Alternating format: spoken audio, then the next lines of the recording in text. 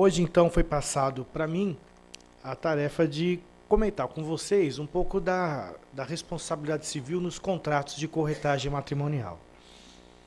Quando falaram que era um congresso aqui de temas atuais em direito, né, eu geralmente falo sobre bullying, redução da maioridade penal, a questão do estatuto do torcedor, enfim, questão da perda de uma chance no rompimento do noivado, namoro.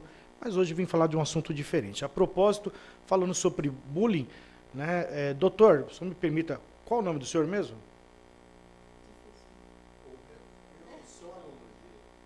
Então, mas tudo bem. Qual? Celso. O nome do senhor é lindo, imagina o meu cabezão. Olha, quando eu estava na sala de aula, né, veio até a Helena aqui falando dele, mas o seu nome é difícil, o que é isso? O meu nome, então, não tinha nem como camuflar, gente. Quando a professora falava Ricardo de Moraes, eu gritava desesperadamente, presente, porque se ela chegasse no cabezão, eu não mais seria chamado de Ricardo, nunca mais na escola. Daí pra frente era cabeção, cabeçola, caixa d'água, grande moringa, estuprador de gorro e assim por diante, né? Então não sei porquê, mas sempre me convidam para falar sobre bullying. Eu não entendo muito bem.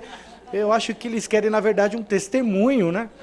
Mas enfim, seu nome é maravilhoso.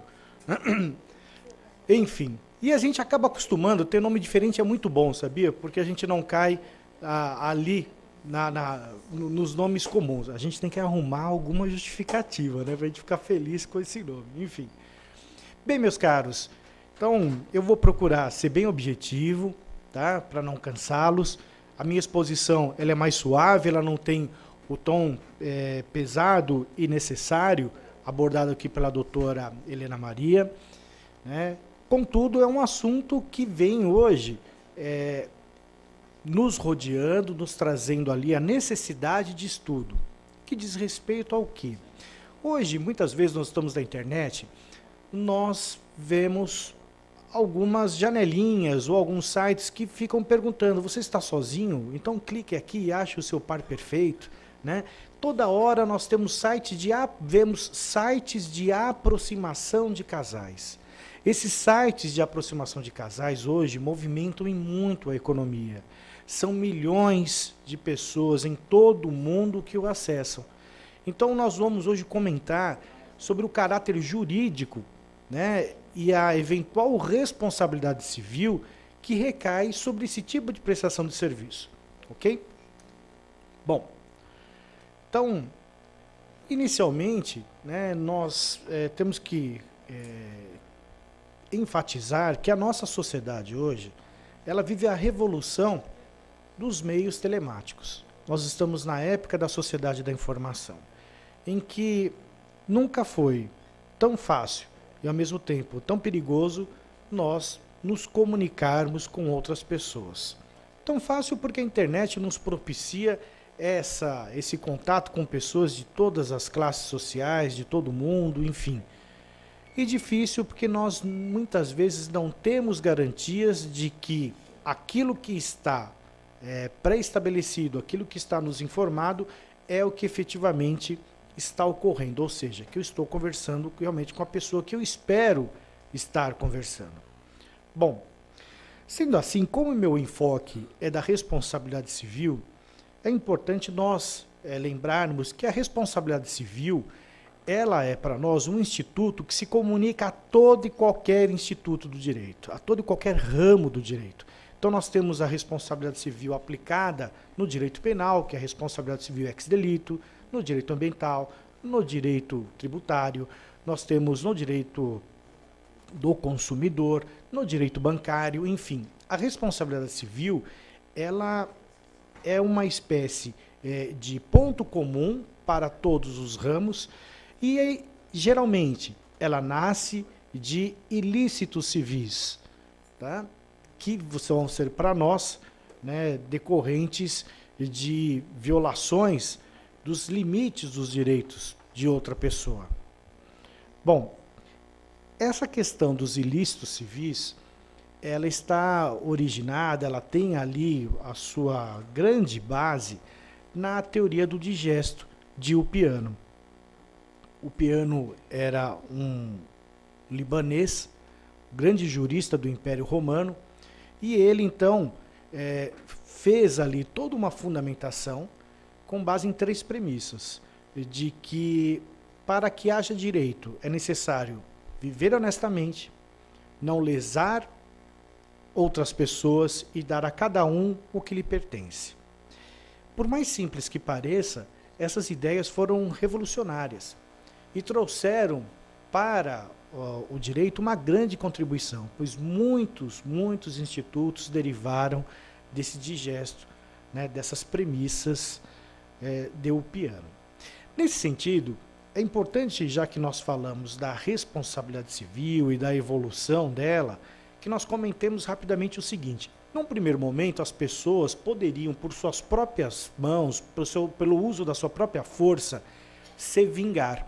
Então nós falávamos que a responsabilidade civil, ela partia da vingança privada, em que nós tínhamos apenas ali um cidadão com a prerrogativa de se vingar, de obter ali uma retaliação justa por algo que ele sofreu na sua família, na sua vida pessoal ou em algum dos seus bens.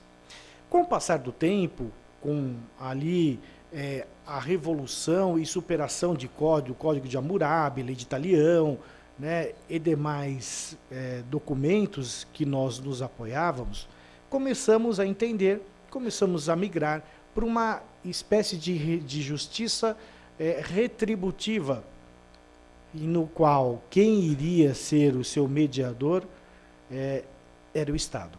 Então nós tivemos o Estado assumindo um papel, né, de mediador de conflitos e chamando para si então esse dever. Dever esse que não estava mais em se aplicar efetivamente a pena do sofrimento em que eu eventualmente impingia a outra pessoa. Por exemplo, o sujeito eventualmente atropelou alguém e ele também sofreria uma lesão corporal. Não. Começamos a migrar, né, a própria questão da mensuração da pena em dinheiro, em pecúnia. E isso veio, né, se comunicando aos nossos ordenamentos e, sobretudo, aqui no Brasil, desde o nosso primeiro ordenamento, que era o Código Civil de 16. Contudo, quando nós falamos em ilícitos civis, rapidamente, eu só gostaria de fazer com vocês uma desassociação do que nós temos como ilícito penal. Ilícito civil, nós temos ali um ambiente próprio, nós temos uma autonomia do Instituto, em que pode ter alguns contatos, alguns pontos de contato e semelhança com o ilícito penal, mas vocês vão ver que tem uma série de diferenças. Primeiro porque quando nós falamos em ilícito penal, nós sempre lembramos o quê? Né? Do princípio da legalidade. Não existe crime sem que haja previsão no texto legal. É aquela máxima, nullum crime, nulla pena sine lege. Não existe crime, não existe pena sem estar na lei. Ilícito civil não tem nada a ver com isso. Pode ser que não esteja tipificado como crime e mesmo assim será um ilícito civil e, por assim ser, levará ao dever de reparar. Exemplo, dano culposo. O dano culposo não é crime. Só é crime no direito penal militar. Então, se uma pessoa estiver caminhando na rua e eventualmente escorregar na calçada e bater ali, né, as suas costas num carro que está estacionado e amassar este carro, ela não comete crime algum. Entretanto, ela não pode se furtar do seu dever de reparar. E é aí que eu falo para vocês, o direito civil, o ilícito civil, ele não tem ponto de contato nessa primeira identificação e configuração com o direito penal. Também não tem quanto ao princípio da presunção de inocência. No direito penal, enquanto não houver uma sentença condenatória transitada em julgado, isto é, não cabendo mais recursos, a pessoa é tida como inocente. No direito civil, quando nós estudamos os ilícitos civis, nós temos a presunção de culpa. Até que você me prove o contrário, você é culpado.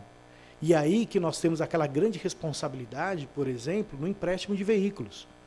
Dos empresários, quando têm os seus prepostos dirigindo os veículos da empresa. Como assim? Vamos imaginar que um sujeito pegou o carro emprestado do amigo e foi ali buscar alguma coisa no supermercado. Estranhando as dimensões do carro, ele entrou numa rua estreita com o carro estacionado em ambos os lados. Ele acabou por esbarrar, abarroar um carro que estava estacionado. No carro do amigo não fez nada. E ele, então, assustado na hora da batida, saiu correndo, empreendendo fuga. Parou lá no mercado para comprar, olhou o carro, não fez nada e falou, deixa para lá. Só que os senhores sabem muito bem que hoje os estabelecimentos têm câmeras. E tinha um estabelecimento bem em frente de onde ele bateu o carro, que tinha uma câmera para a rua, que flagrou o momento da batida e o sujeito que teve o carro amassado foi lá, pediu para verificar se foi captada alguma imagem, ele conseguiu a placa do carro. Ele entrou com uma ação contra quem? Contra o proprietário do veículo. E aí que nós falamos, em princípio a pessoa tem culpa, ela vai ter que provar que ela não teve, mas a reparação é dela, ela vai ter direito regressivo, contudo é ela que vai ter que pagar, né? Uma outra circunstância aqui, rapidamente para se abordar, é que no ilícito penal é importante nós sabermos se a pessoa agiu com intenção ou não. O dolo, a culpa, é importante no cálculo e dosimetria da pena. É importante nós sabermos se a pessoa fez isso por querer ou não. No direito civil, não. No direito civil, se nós tivermos uma pessoa que, sem querer, está parada no farol, ela teve um acesso ali de espirro, foi espirrar, né? E ela, toda vez que ela espirra, ela levanta a perna esquerda. Essa pessoa, então, foi espirrar, o carro estava engatado, levantou a perna esquerda da embreagem, o carro bateu no da frente. Aí a pessoa, você é louco? Ele falou, desculpa, meu amigo, quando eu espirro, eu não tive culpa, eu levanto a perna esquerda, foi sem querer. Sem querer ou não, teve dano, vai ter que indenizar. No direito penal, né, cada agente responde por sua culpa isoladamente. No direito civil, existe a famosa compensação de culpa. Aquela situação que vocês já viram certamente, por exemplo, em acidente de trânsito, em que uma pessoa fala para outra, olha, eu estou errado, você também, vamos cada um ficar com seu prejuízo? Fala, tudo bem. Existe isso legalmente no Código? Sim. Existe até a compensação de culpa no dolo recíproco, quando duas pessoas tentam enganar uma outra reciprocamente nos negócios jurídicos, né? Pois bem, partindo então desse pressuposto de que o ilícito civil ele é uma matéria autônoma, tem até pontos de contato, eventualmente, com o direito penal, mas ele tem, sim, uma personalidade própria, vamos então localizar aonde aqui no Código Civil estão as regras gerais dessa reparação civil. Estão lá no artigo 186, que na verdade ele acabou aperfeiçoando o que nós tínhamos no Código de 16, no artigo 159, e diz o seguinte: aquele que por ação, ou seja, fazendo alguma coisa, ou omissão, deixando de fazer, voluntária, negligência ou imprudência, violar direito e causar dano a outrem, ainda que exclusivamente moral, comete ato ilícito. E aí nasce então o dever de reparar. Lembrando que se nós pudermos sintetizar o artigo 186, o que nós vamos verificar? Se houve ação ou omissão, fez alguma coisa ou deixou de fazer, se tem um nexo causal, ou seja, uma relação entre causa e efeito, e dano. Muito bem. O que seria o dano? O dano ele se compõe em duas órbitas, o dano material e o dano moral. O dano material, gente, é o prejuízo efetivamente sentido pela outra parte. Então, são para nós todas as diminuições de patrimônio oriundas do eventual ilícito praticado. E aí vocês vão ter ali os famosos danos emergentes, que são para nós as perdas e danos. Mas vocês também podem fazer uma projeção de lucro cessante nos danos materiais. Os lucros que eu deixei de experimentar com base nessa experiência gravosa, danosa, que eventualmente o seu cliente veio a sofrer. Bom, a questão do dano moral, que é para nós, antes de entrarmos no nosso assunto principal, acho que o nosso calcanhar de Aquiles, né? Sem dúvida alguma, quando nós falamos em dano moral, nós estamos falando de uma situação em que dificilmente a gente consegue explicar. Aqui nós temos colegas da área de família e nós sabemos, por exemplo, que quando vem um homem, uma mulher pedir para se divorciar, ele não quer só se divorciar, ele quer vingança. Então, o cliente vem no nosso escritório, né, ou a cliente fala, doutor, eu quero que isso acabe com a vida dele. eu quero que o senhor arranque tudo que ele tem. Eu quero ver ele na lama e vice-versa, né? Então, nós temos muitas vezes que lidar no dia a dia, na grande maioria das vezes, né, com a questão da psique do cliente, com a expectativa, com que a ideia que ele tem do que vem a ser a justiça, da ideia do que ele vem a ter, do que são os seus direitos. Porque ele acha que nós ali, então, né, iremos sair, né, fazendo e acontecendo, e não é assim, calma, todos têm direitos. E quando nós falamos em dano moral, a questão é extremamente complexa, porque quanto que custa um braço, uma perna, uma vida ceifada, uma vista perdida, uma dor de amor, você ter ali o seu perfil do Facebook e ver a sua imagem num site de relacionamento homoafetivo e você não é homossexual. Você ver ali a sua imagem da sua rede do Facebook ou do LinkedIn, seja de onde for, do Orkut, que hoje não fala mais de Orkut, né, tá demodê, mas enfim, num site de aproximação de casais. Você não quer isso. E vira motivo de chacota. Então, quanto que vale isso? Isso é muito difícil. E é muito difícil para nós até falarmos, porque você corre dois riscos. Primeiro, de falar pouco e não convencer o juiz de que o seu cliente efetivamente teve uma dor moral. Ou falar demais, ser cansativo a ponto de banalizar o sofrimento. Falou muito, exagerando, hein? Eita, mas como ele ampliou. Isso é chamado em filosofia de discurso aporético. O discurso aporético, que o Dr. Tércio Sampaio Ferraz fala tanto, né, nos seus livros, ele justamente mostra para nós essa fuga em si mesma, né, essa dificuldade que a gente tem de traduzir em palavras sentimentos. Se eu passar para vocês aqui, olha, fale em uma palavra o que é amor, fale o que é tristeza, fale o que é alegria. Cada qual vai ter uma expressão, mas certamente não vai traduzir a grandeza do sentimento. E é isso que nós passamos. Por isso que na faculdade, né, os professores sempre falam para nós, leiam. E não leiam só livros jurídicos, leiam romances, leiam tudo, porque nós conseguimos novas maneiras de definir sensações, acontecimentos, fatos, para narrar. Nós vamos adquirindo essa experiência. E aqui, se me permitem, eu gostaria de, ao falar em dano moral, encerrar comentando um pouco de uma peça que talvez vocês já tenham assistido, de Jean-Paul Sartre, chamada Entre Quatro Paredes. Sartre, que era um grande filósofo francês, ele fez uma peça que se passava no inferno, né? Então, nessa peça nós temos três personagens principais. Nós temos o Garcin, que é o Garçom, né? Que era um homem de letras, uma pessoa formada, mas extremamente covarde. Nós tínhamos a Inês, que era uma funcionária dos Correios, muito brava e homicida.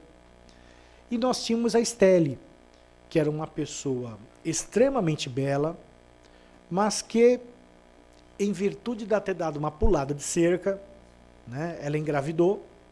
E no dia do parto, ela ficou pensando, e se essa criança, quando crescer, meu marido perceber que não é filho dele, ele vai acabar comigo? O que ela fez? Matou a criança. Antes que essa criança pudesse dar algum problema. Então, os três, um pela covardia, a outra porque era muito agressiva, né? E a outra pela morte do filho, foram lá para o inferno. Foram lá sentar no colo do capeta, imaginem vocês, aquele lugar, o inferno, aquele calor danado, os três sem nada para fazer, andando, e Sartre vai narrando essa história. Eis que Garcin cruza com Inês e começa a ver na Inês tudo o que ele gostaria de ser na vida. Ele vê uma mulher brava, uma mulher corajosa, de atitude, muitas vezes exagerada, mas ele gostaria de ser isso. Ele acaba elegendo Inês como a mulher da sua vida. Inês, por sua vez, cada vez que Garcin ia falar com ela, mais ela se convencia de que ele era um banana, que ele era um covarde, que era tudo mentira, que ele falava para ela que estava no inferno porque matou várias pessoas, que ele era muito bravo, que ele fazia, acontecia. E ela falava, é tudo mentira. Ela, por sua vez, era lésbica e se apaixonou por Estelle, que era uma mulher belíssima. Belíssima. e pedia para ela ser o seu espelho. No inferno não tem espelho. Então está ali e falava, Inês, seja o meu espelho, eu estou bonita, eu estou bela. Né? E a Inês falava, mas por que tanto se arruma? Você é belíssima, de qualquer jeito você está bela. Para ver se ele me nota. Quem? Garcim. Então veja, Garcim gostava de Inês, que gostava de Estela e que gostava dele. E fica essa história, e nós vamos vivendo isso na peça. Que no final, né, Sartre mostra que esse inferno é a cabeça do ser humano. E o inferno na vida, na cabeça do ser humano, é o outro. Nós passamos a vida, às vezes, esperando um obrigado do pai, o reconhecimento do pai, o agradecimento do patrão, um eu te amo da esposa, do marido, e nós não vivemos. Porque eu projeto a felicidade no outro. E quando nós lidamos com o dano moral, é justamente isso que nós temos que entender. Qual é a projeção de felicidade que foi violada, rompida naquele ato danoso? É isso que nós temos que nos valer. Muito bem. Nós não nascemos para viver sozinhos, né, pessoal? Isso é uma questão da própria natureza da humana, em que pese nós temos pessoas que querem viver sozinhas, nós temos outras que fazem votos de castidade, mas a regra geral é que nós estamos sempre à procura de uma pessoa para dividir ali um lençol, os momentos de alegria, né, poder confiar nessa pessoa os nossos projetos, enfim. E nesse sentido, né, vocês encontram, sobretudo na internet e nas revistas, principalmente revistas de fofoca, né? Eu olho sempre as fofocas porque são boas na aula de direito de família. A gente sempre comenta, pega as experiências, né? Os exemplos são muito ricos. Não porque eu queira comprar, tá? Minha esposa é que compra, eu acabo lendo, enfim, porque não tem outra coisa, né? Novela é importante, é verdade. Novela é importante. Inclusive a Paola ontem perdoou a mãe dela, a Suzane Vieira, né? Mas eu conto, se quiser eu conto tudo, viu? Eu tô por dentro. Minha esposa está na 39ª semana de gravidez. Eu tô assim, plantão, pressão total. Ela fala, ai, eu já vou correndo pro carro, já com as mochilas. Né? Então eu tô em casa, noveleiro, não sai de casa. Né? Eu fico o tempo todo lá de plantão. Mas enfim. Pessoal, esse apelo, né, que nós temos, ele então na internet é muito mais presente. E vocês vão encontrar até movimentos que foram organizados a partir da internet, como a Passeata dos Solteiros. Né? Vocês vão ver que existe a Feira dos Solteiros na China também, depois eu vou mostrar. Mas a Passeata dos Solteiros, ela nasceu de um site que olha esse senhor aqui, Coração Solitário. Admite urgente uma namorada, tratar e-mail, Famorino, vou passar aqui, aceita-se amiga, visite Orkut, adicione MSN, preciso de uma palavra amiga, por favor, fale comigo enquanto ainda há tempo. Nosso homem tá, né? Então nós temos um site que é o Movimento dos 100 Namorados, que inclusive tem comunidade lá no Facebook, tem uma page fan, né? Fanpage, perdão. Calma, isso aqui é outra coisa. Enfim, então, lá vocês vão ver que um movimento que foi montado e todo ano eles fazem passeata no Parque Ibirapuera, vão para a Vila Paulista, enfim. Vila Paulista agora, tudo que acontece, vão para lá e fecham o trânsito, né? Mas enfim, também eles vão. Sem falar, né, pessoal, do meio esotérico. Quanta coisa... Eu vi uma frase do Leonardo Boff essa semana que eu achei interessante. Ele falou assim, ele falou, quem quer pedir alguma coisa a Deus, vai na igreja, vai lá na assembleia, enfim. Né? Quem quer saber alguma coisa de um falecido, vai no centro espírita, vai procurar entender. Quem quer ter sorte no amor ou mexer nas questões de dinheiro, vai no centro de Umbanda. Né? Ele tá fazendo uma análise, né? Ele falou que o brasileiro, ele não tem muitas vezes aquele rigor na sua crendice. Nós temos um misticismo, né, e um entrelaçamento das crenças muito grande no Brasil. Né? Bom, e aí vocês sabem, o que tem de taróloga, adepta à quiromancia, pessoa que faz ali trabalhos para amarração do amor. Nossa, é tudo que vocês possam imaginar, simpatia, macumba, etc e tal, para trazer o amor querido, não... Essa aqui é espetacular, eu peço até, desculpa para vocês estar colacionando, não coloquei o telefone, porque esse auditório é só composto por pessoas belíssimas e não vão precisar disso. Mas, enfim, amor resolve em 24 horas, uma obrigação de resultado, né? Trago gamado e amarrado aos seus pés. Faço o que os outros só prometem, recuso imitações. Então, essa aqui é legítima, né? Não coloquei aqui o telefone, mas, enfim, se alguém precisar, eventualmente eu tenho lá sem o apagar. Bom, na China, pessoal, existe a Feira dos Solteiros. Então, isso é tradicional lá. Eles penduram nessa praça um varal, fazem um varal improvisado e colocam currículos pessoais. Não é assim, sou formado, não, sei lavar, cozinhar, tenho um apartamento bom, uma cama legal, né, tenho um cachorro em casa, gosto de cachorro. Por quê? Para ver se consegue aproximar a outra pessoa. Então vejam a multidão ali que comparece a essa praça anualmente para localizar o seu parceiro. E como não poderia deixar de ser, né? A internet, como eu falei, está invadida. Aliás, se Ehring tivesse nascido nos tempos atuais, ele tem uma frase muito famosa, né? Se está no mundo, está no direito. Hoje ele falaria, se está no Google, está no direito. Porque o que nós temos hoje na internet, nos meios virtuais, né, de exploração da afetividade, até meio que indiretamente, pode ver propagandas de cerveja, de automóveis, etc e tal, é violenta. Né? Nós temos um apelo muito grande para consumir e para nos unir. Quando uma pessoa às vezes decide não casar, nossa, o sujeito ele é, né, extremamente um elefante branco, um sujeito assim anormal. Por quê? Porque ele saiu fora de uma regra, de uma questão cultural, que muito embora expresse a nossa natureza, mas não necessariamente é desejo de todos. Bom, e nesse sentido, né, pessoal, eu sempre faço aqui uma advertência com relação aos relacionamentos virtuais, né? Então, o sujeito está lá, gato sarado 21, fala para a gatinha manhosa 19. Pronto, amor, seu surfista bronzeado e musculoso está aqui, nu, pensando em você. O que você faz comigo? E vai ver do outro lado, né? Não é nada disso que a gente imagina, muito bem.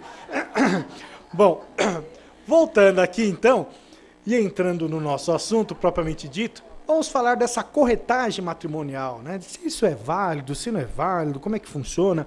E eu vou mostrar para vocês primeiro um panorama dos principais sites que nós temos, a começar pelo chavecme.com. Chavecme.com é um site de aproximação de casal, ali que nós vamos, né, analisar o perfil das pessoas. Temos também o B2, Encontre o Amor da Sua Vida. Você gostaria de conhecer pessoas solteiras em São Paulo? Então, enfim, vamos lá. Chatnamoro.com, né? Nós temos a Metade Ideal. Aqui, relacionamento é coisa séria.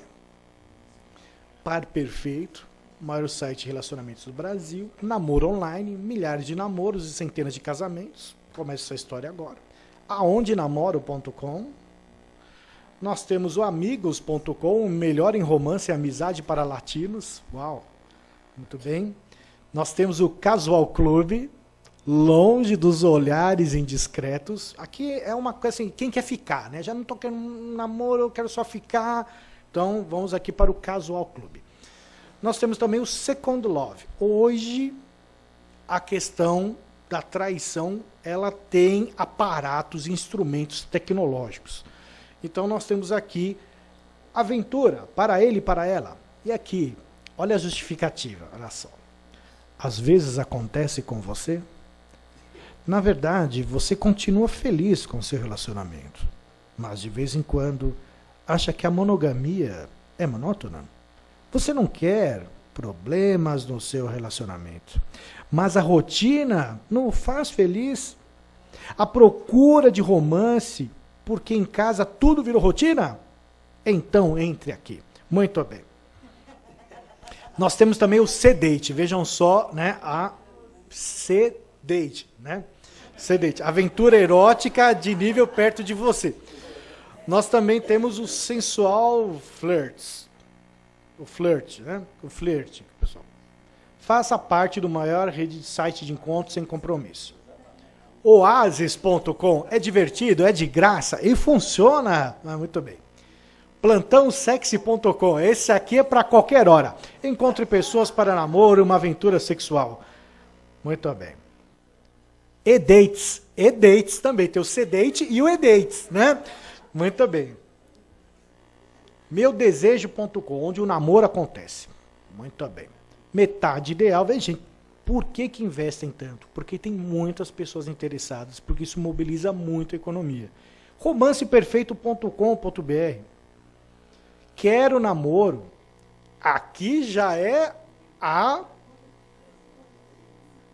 individualidade, já uma seleção, né? Já nós estamos ali falando de um direcionamento seletivo para pessoas cristãs. Amoremcristo.com, porque Deus tem um plano especial para você. O primeiro, passe e orar, o segundo, procurar. Muito bem. Coroa metade. Saibam vocês que hoje, viu, Rui? As pessoas acima de 50 anos... Não, é que você... Não, é que eu achei que você estava disperso, não tem nada a ver, viu? Você já me deu uma dica, eu estou atrás. Hoje, os sites de aproximação... Eu não sabia que você era sexólogo. Não entrei nesse métier ainda. Mas, enfim, hoje, a quantidade de pessoas acima de 50 anos que estão procurando um parceiro, é extremamente alto. Então, vocês vão encontrar na internet uma série de sites especializados em aproximação de casais com filhos, casais já de pessoas com 50, 60, até 70 anos de idade. Então, aqui, inclusive, uma notícia na BBC, sites de relacionamento apostam em pessoas de meia idade para crescer. Bom, até não tem aqui uns outros que eu tinha juntado, infelizmente não veio, não sei se vai estar depois. Nós temos ainda sites de aproximação de pessoas homoafetivas, né? Nós temos sites de aproximação de pessoas com filhos, enfim, a diversidade hoje, a gama de sites disponíveis é tamanha, né, que nós podemos verificar o quanto isso é lucrativo, o quanto isso é interessante, porque ninguém ia perder. Se tem muita procura, é porque tem oferta. Se alguém vende, é porque alguém compra. Né? Se alguém oferta, é porque tem alguém contratando essa prestação de serviço. E é isso que acontece. Mas à luz do direito, né, como é que se posiciona esse contrato de corretagem matrimonial? Seria proibido? Aplica-se o Código de Defesa do Consumidor, o Código Civil. Existe arrependimento eficaz? Que todas as compras, todos os negócios firmados pela internet, segundo o artigo 49 do CDC, permitem ao contratante o arrependimento eficaz, ou seja, ele tem 7 dias para se arrepender e pedir o dinheiro de volta. Posso falar em vício e defeito? Se eu não achar a pessoa que não é essa pessoa que eu quero, posso falar em vício e pedir o refazimento, né? Bom, primeira coisa que nós temos que dizer é o seguinte: o contrato de corretagem matrimonial, ele não é proibido.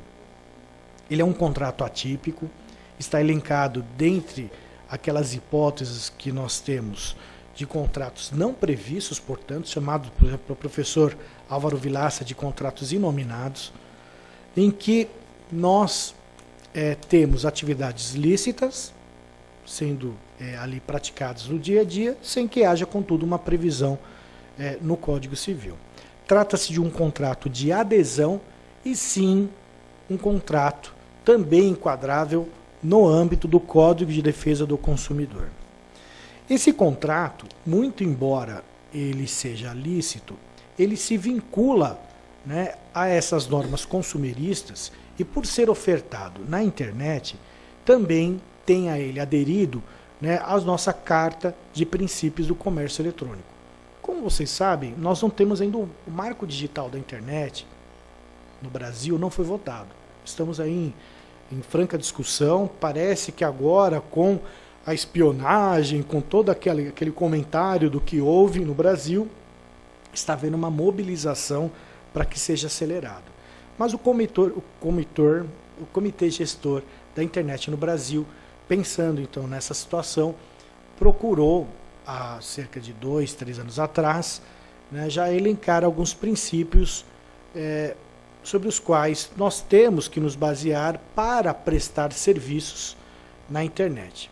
Dentre esses princípios, nós temos ali, central, a boa-fé e o dever de informação. Vocês vão ver que hoje as condenações que nós temos no Tribunal de Justiça aqui em São Paulo e nos estados, nos demais estados, elas sempre partem da violação da boa-fé ou do princípio da informação. Como assim?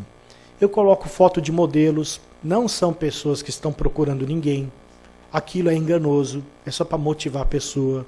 Há encontros falsos, a pessoa é chamada por encontro fake, na verdade aquele encontro foi arrumado para justificar o gasto que a pessoa tem.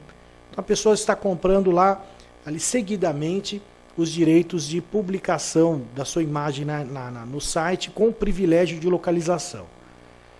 E nada de arrumar um encontro até agora.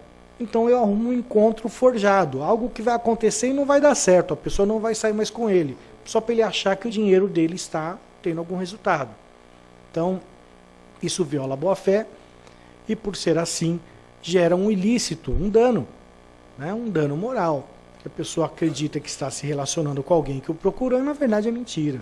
Isso é arrumado pelo site, né? Também nós temos ali sites em que você, como indenizações de sites em que algum amigo, entre aspas, ou inimigo declarado, cadastra o seu nome, cria às vezes um perfil fake, né? E você comunica ao site que você não está lá e tua foto está bem lá na capa do site, e ele não tira. Então aí nós nos valemos de um dos princípios do direito eletrônico, que é o de notice and takedown, ou seja, uma vez informado, eu tenho que, informado que aquilo não poderia estar publicado, eu tenho o dever imediatamente, a partir daquela informação, de baixar, de retirar. A partir do momento que eu não retiro, o que nós vamos fazer? Vamos pegar ali o tamanho da notícia, não só o dano moral ocorrido, mas, sobretudo, o tamanho do espaço comercial que é habitualmente negociado na internet, vamos arbitrar um valor e sobre ele vamos calcular o valor dos danos morais. Bom, o contrato de corretagem matrimonial, ele tem que ter por objetivo a aproximação de casais. Ele não pode prometer que vai dar certo ou não. Então ele vai, se você vai ser feliz, vai prometer que você vai ter o casamento da sua vida, a união da sua vida, não dá. O que ele vai prometer, né, é que ele vai procurar aproximar pessoas dentro de suas similitudes, dentro do que elas esperam, cadastradas ali no site. Qualquer coisa além disso gera indenização, sim. Bem, como eu disse, eu não queria cansá-los e o meu tema era um tema mais suave, né? Então, queria dizer a vocês que hoje existe uma realidade, um mundo praticamente inexplorado, que é o direito digital, o direito eletrônico, e dentro desse direito eletrônico nós temos uma série de contratos, de práticas habituais nossas, que estão sendo inseridas nesse contexto. Dentre eles está esse comércio do amor virtual, os sites de corretagem matrimonial, os quais certamente vocês podem vir a se deparar, com certeza navegando na internet se deparam, mas seja como advogados, como representantes da justiça, como procuradores, juízes, enfim, não é difícil, diante até do número absurdo e significativo de pessoas que o utilizam, de vocês terem que analisar alguma contenda diante de alguma frustração nessa prestação de serviço. Eu quero agradecer a todos, parabenizar mais uma vez pelo evento, agradecer ao Dr. Humberto pela confiança, pela lembrança do meu nome, e desejar a todos uma ótima tarde.